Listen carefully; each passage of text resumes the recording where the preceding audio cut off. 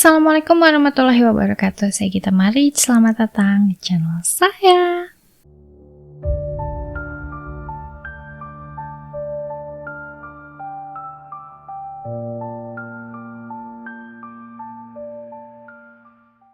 Di video kali ini saya ingin sedikit cerita tentang mitos yang beredar di wilayah Inggris dan Amerika tentang penghuni cermin.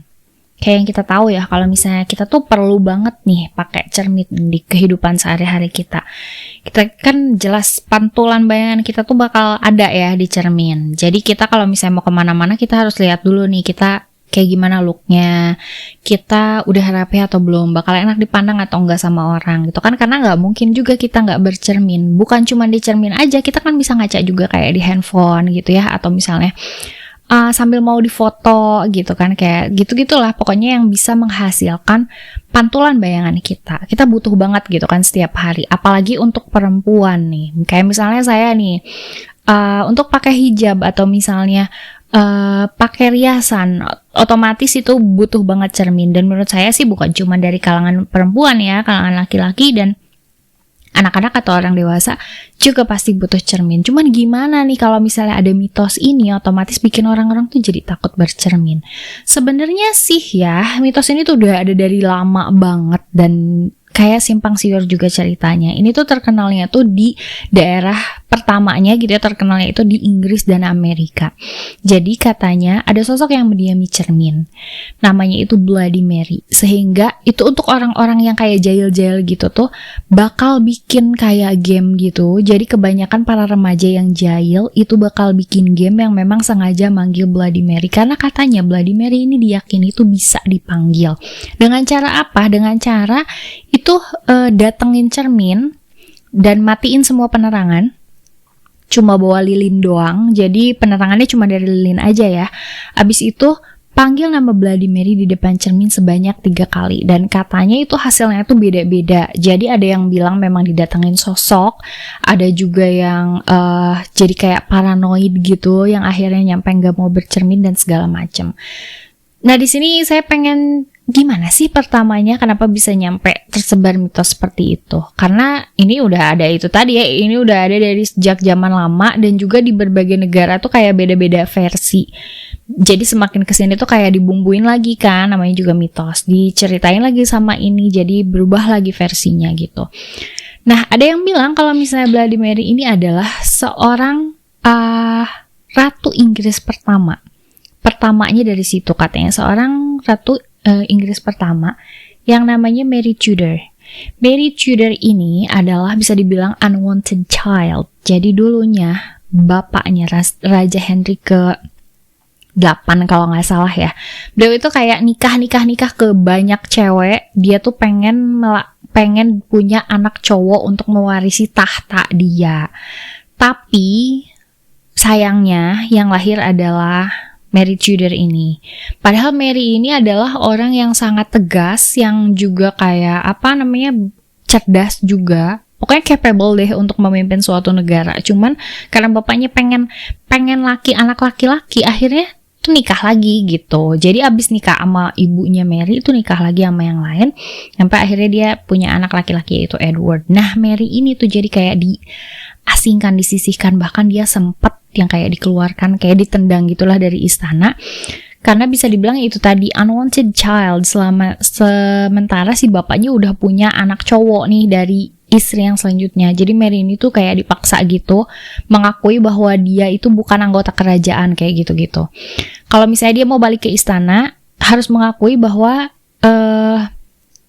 dia bukan keturunan kerajaan lah istilahnya kayak gitu. Dan dengan dendam itu dia akhirnya oke deh ketimbang keluar dari istana. Tapi dengan susah payahnya dia akhirnya tuh bisa merebut tahta. Jadi istilahnya dia bisa jadi ratu pertama yang akhirnya dia dinobatkan sebagai Mary I waktu itu. Ini sebelum Ratu Elizabeth ya. Jadi emang bener-bener Mary I, ratu pertama Inggris. Dia akhirnya menjabat sebagai ratu. Abis tuh karena kayak dendamnya dia, terus kayak atas perlakuan dari orang tuanya yang tidak menyenangkan dan segala macam dulunya gitu, akhirnya dia tumbuh menjadi seorang pemimpin yang berdarah dingin. Mary ini tuh bisa dibilang kayak anti-Kristen banget ya. Dulunya tuh untuk anti-Kristen. Jadi setiap siapapun umat Protestan yang protes terhadap apapun yang dia bicarakan, yang dia berikan, dia kasih tahu, itu akan jadi dianggapnya kan jadi kayak pengkhianatan. Akhirnya dia hukumannya itu berupa dibakar hidup-hidup, dan dia itu membakar hidup-hidup orang sekitar 300 orang. Nyampe akhirnya dia dijuluki sebagai Bloody Mary karena pemburu bisa dibilang berdarah dingin. Terus udah gitu ya gitu juga gitu, maksudnya nggak ada alasan yang seperti apa, dia main bantai aja gitu kan. Habis itu dia juga kan banyak yang nggak suka ya, otomatis gitu. Nyampe dia cuma masa jabatannya aja cuma 5 tahun aja gitu waktu itu dia, karena banyak konflik juga dengan suaminya dan segala macam. Pokoknya intinya hidupnya tidak baik-baik saja. Nah, katanya awalnya seperti itu sampai akhirnya katanya si arwahnya itu dikutuk dan dimasukin ke dalam cermin. Ada versi yang seperti itu. Versi yang lain menyebutkan tentang seorang wanita namanya Mary Worth, di mana dia itu punya paras yang cantik dan sangat gemar bercermin. Cuman di satu waktu tuh dia mengalami kecelakaan. Habis itu jadi buruk rupa.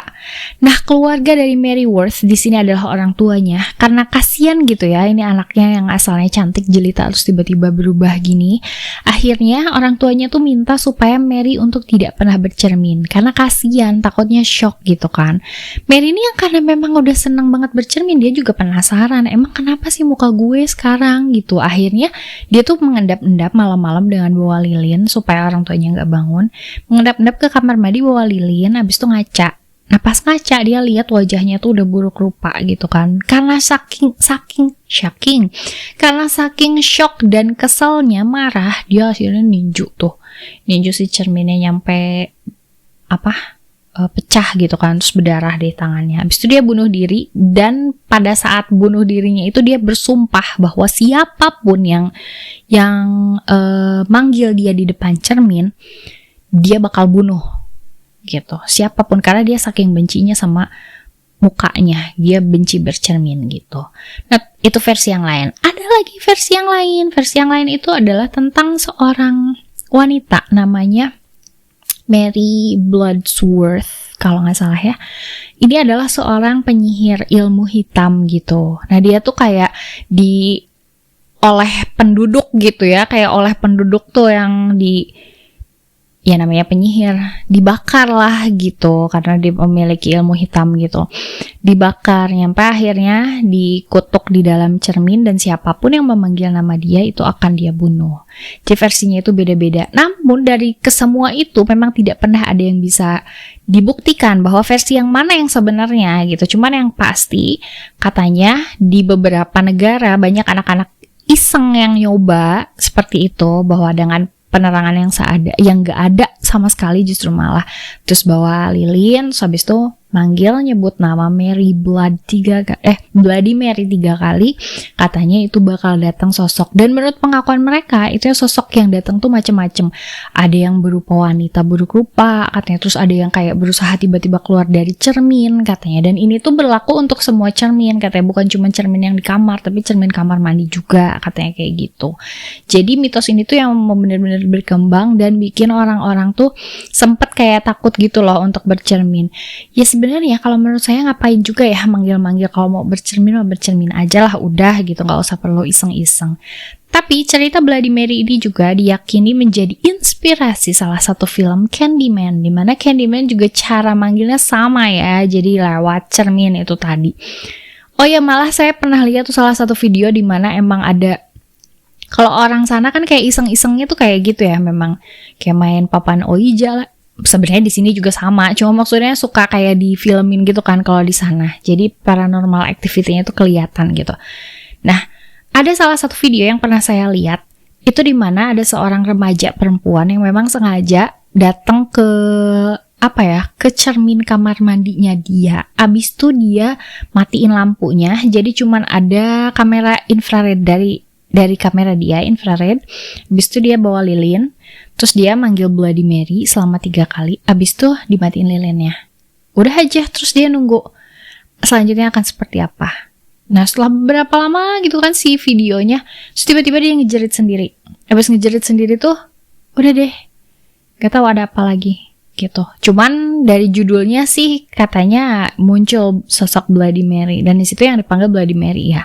Kalau misalnya di filmnya itu kan Candyman, jadi kayak sama kayak gitu juga dipanggilnya di cermin. Tapi kalau Candyman itu ya langsung dibunuh gitu, seorangnya itu langsung dibunuh. Sebenarnya kalau mitos ini juga katanya sih Bloody Mary itu kalau misalnya dipanggil itu akan membunuh, karena kan penuh kebencian itu tadi. Di semua versi, di 3 versi yang tadi udah saya ceritain kan memang itu semuanya versi yang emang jahat ya. Emang Mary di sini adalah orang yang jahat gitu. Jadi gak ada bener-benernya deh manggil siapapun itu gitu dengan panggilan Bloody Mary ini tuh gak ada benernya gitu. Dan ya buat apa juga gitu panggil-panggil. Jadi untuk orang-orang, katanya untuk orang-orang yang suka, yang udah pernah melakukan ritual tersebut, ritual pemanggilan Bloody Mary ini biasanya berakhir dengan paranoid ya. Jadi ya itu tadi, trauma. Mereka jadi takut bercermin, dan ujung-ujungnya kalau menurut saya malah jadi merugikan diri sendiri ya. Yang ngapain juga gitu dipanggil-panggil kalau misalnya tidak ada keuntungan dan malah menimbulkan kerugian. Untuk apa sih dilakukan? Bercerdas-cerdas dirilah gitu. Cuman ya itu tadi, ini balik lagi, ini adalah mitos yang memang adanya dari luar. Mungkin kalau di Indonesia kayak kurang ini ya, kurang terkenal gitu istilah ini, mitos tentang ini. Tapi mungkin ada juga gitu orang-orang. Tapi kalau misalnya sejauh yang saya baca, hampir mirip juga kayak di Jepang. Kalau di Jepang itu kan adalah di kamar mandi, cuman bukan lewat cermin ya, cuman sama manggil hantunya juga. Cuman kalau nggak salah Hanako ya waktu itu.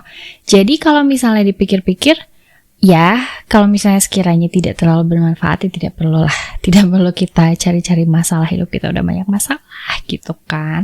Gak usah dipanggil-panggil yang kayak gitu segala. Kalau memang merasa membutuhkan teman, bolehlah bicara depan cermin, tapi bukan berarti memanggil sesuatu. Karena kita semua meyakini ya bahwa setiap benda di lingkungan kita itu menyimpan energi apapun itu, dan yang namanya jin itu pasti ada iseng-isengnya. Nah entah ya ini Bloody Mary ini adalah perwujudan dari apa. Yang jelas kalau misalnya saya lihat sih hal-hal di luar sana tuh poltergeist-nya tuh lebih kuat ya ketimbang di kita gitu, ketimbang di Indonesia kalau menurut saya. Bisa jadi itu juga sih yang memicu mungkin orang-orang jadi lebih banyak percaya sama hal-hal yang akan terjadi di luar sana, di luar negeri gitu maksudnya. Jadi gitu tadi tentang mitos. Oke teman-teman, makasih banyak untuk yang udah nonton video saya kali ini. Kalau misalnya menurut teman-teman ada lagi nih hal atau misalnya mitos yang jauh lebih mengerikan dari yang barusan saya ceritain, atau misalnya yang nggak cukup terkenal di Indonesia tapi sangat terkenal di luar, silahkan tulis di kolom komentar. Dan kalian tim yang mana nih kalau misalnya sekarang nih udah tahu ceritanya seperti ini, bahwa mungkin di cermin kita itu ada penghuninya. Kalian tim yang mana? Tim yang akan mencoba kah manggil Bloody Mary, atau misalnya tim yang udahlah gak usah kayak gitu-gitu, mending ngaca aja. Kalian tim yang mana nih? Coba tolong tulis di kolom komentar karena saya ingin tahu isi otak kalian kayak apa. Makasih banyak yang udah nonton video saya. Jangan lupa like, comment, share, subscribe. Sampai ketemu kita di video saya selanjutnya. Saya Gita Maric undur diri. Assalamualaikum warahmatullahi wabarakatuh.